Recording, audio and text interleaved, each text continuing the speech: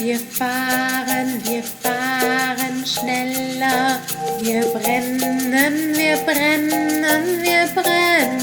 heller.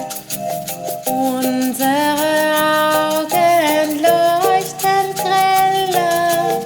Unsere Augen groß wie Teller. Deutschland, spiegelglatt. Deutschland, spiegelglatt. Philipp Schonschön, 1981 in Dresden geboren, besuchte zunächst die Handelsschule und dissertierte dann in politischer Philosophie.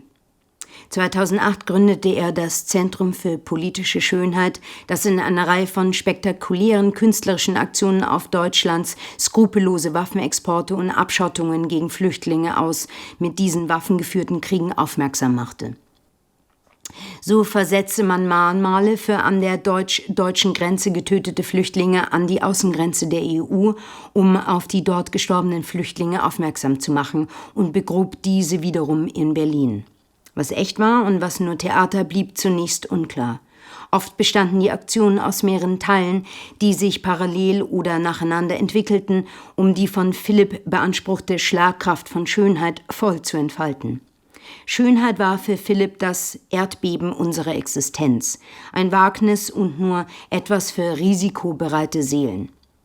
Rechten Dumpfbacken, die sich davon nicht beeindrucken ließen, setzte man persönlich nach. Björn Landolf stellte man ein Replik des Berliner Holocaust-Mahnmals auf das Nachbargrundstück und behauptete, ihn monatelang observiert zu haben. Bei anderen Rechtsradikalen forderte man per Inserat ihren Mord. Deutsch-Südost war Philipp ein ganz besonderer Dorn im Auge. Nicht nur schien ihm hier in Deutschland erstmals seit dem Dritten Reich eine rechtsradikale, territoriale Hegemonie im Entstehen begriffen. Ingo Nie, der sich das ausgedacht hatte, begriff es auch noch als eine Art künstlerische Subversion. Doch die reaktionäre Walze rollte und ließ sich nicht mal eben mit ein bisschen Schlaubergerei um 180 oder auch nur 110 Grad wenden. Hier half nur noch eine Totalbremsung durch Karambolage. Die rechten Idioten mussten recht schlimme Angst bekommen, am besten kombiniert mit richtig schlimmem Ekel. Angst und Ekel, vor allem, dass irgendwie anders war, waren eigentlich deren große Waffen. Man musste sie mit ihren eigenen Waffen schlagen. Für globale Gefahren wie Klimawandel und Artensterben fehlte ihnen die Vorstellung. Sehr viel effektiver wäre es, wenn sie sich vor ihren eigenen Kumpanen zu fürchten und zu ekeln begannen, damit ihnen etwas so richtig nicht stimmte.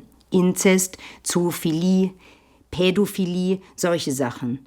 Nur ihnen in der Hinsicht wirklich triftig etwas nachzuweisen war schwierig. Und wenn, konnte man es so wie in der katholischen Kirche als den Irrweg Einzelner abtun. Philipp hatte eine bessere Idee: Kannibalismus. Denn Kannibalismus ließ sich, wie der Spielfilm Soylent Green zeigte, wunderbar industrialisieren. Zugleich war er, wenn er sich auf bereits verstorbene Menschen beschränkte, nur mäßig verboten. Leichenschändung wurde mit einer Geldstrafe oder Gefängnis von bis zu 3 Jahren bestraft, und wenn die Toten vorher ihr Einverständnis gegeben hätten, läge auch noch ein juristischer Präzedenzfall vor. So etwas war ganz nach Ingos Geschmack, in irgendeine moralische Lücke oder Paradoxie zu stoßen und dort böse ein bisschen herumzubohren. Denn was war Kannibalismus an natürlich Verstorbenen anders als konsequente ökologisch vorbildliche Nährstoffverwertung? Wenn schon Fleisch essen, dann unser eigenes. Die Nazis hatten in den KZs menschliche Leichen bereits für die Produktion von Seife, Düngemittel, Filz, Matratzen, Seile etc. ausgeschlachtet. Nur an das Wertvollste, das Fleisch, hatten sie sich nicht herangetraut. Die Aktion musste vom Zentrum generalstabmäßig vorbereitet werden. Über Strohmänner gründete man das deutschnationale auf Kremation spezialisierte Bestattungsunternehmen Immerweiß und eröffnete in Deutsch-Südost mehrere Filialen.